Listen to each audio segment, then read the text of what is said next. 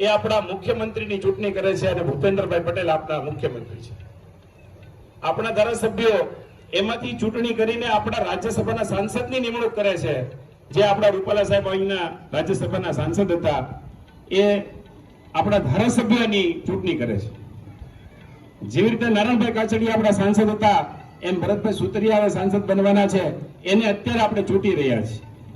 એ ચૂંટાઈને લોકસભામાં જશે અને લોકસભાની ચૂંટણીમાંથી આપણા પ્રધાનમંત્રી નરેન્દ્રભાઈ મોદી બનશે.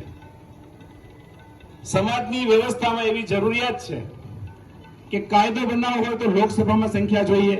જે આપણે 400 ની અપેક્ષા આપણા પ્રધાનમંત્રી આપણી પાસે રાખી છે.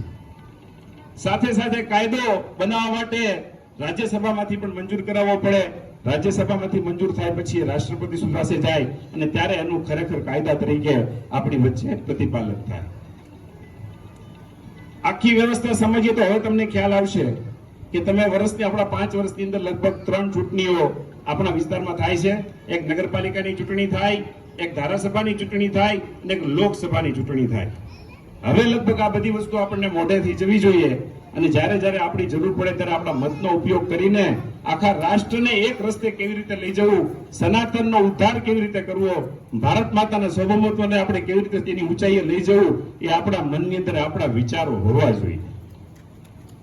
ભારતીય જનતા પાર્ટીનો 10 વર્ષનો પાછળનો જો આપણે વિકાસ અને એની વિસ્તારની વાત કરીએ તો જેમ જેમ આપણું અમરેલી શહેર મોટું થતું ગયું, આ વખતે કૌશિકભાઈનો સાથ સહકાર મળ્યો, ઘણી બધી યોજનાઓ આપણી સુધી કૌશિકભાઈ લઈને આવ્યા. રિવરફ્રન્ટ આવી રહ્યો છે, સ્પોર્ટ્સ કોમ્પ્લેક્સ આવી રહ્યું છે, સાયન્સ સેન્ટર આવી રહ્યું છે.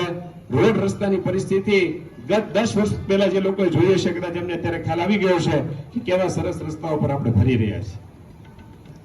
વાત રોજગારીની કરીએ, કોઈ પણ સરકાર 100% રોજગારી આપી ન શકે. રોજગારી તો આપણે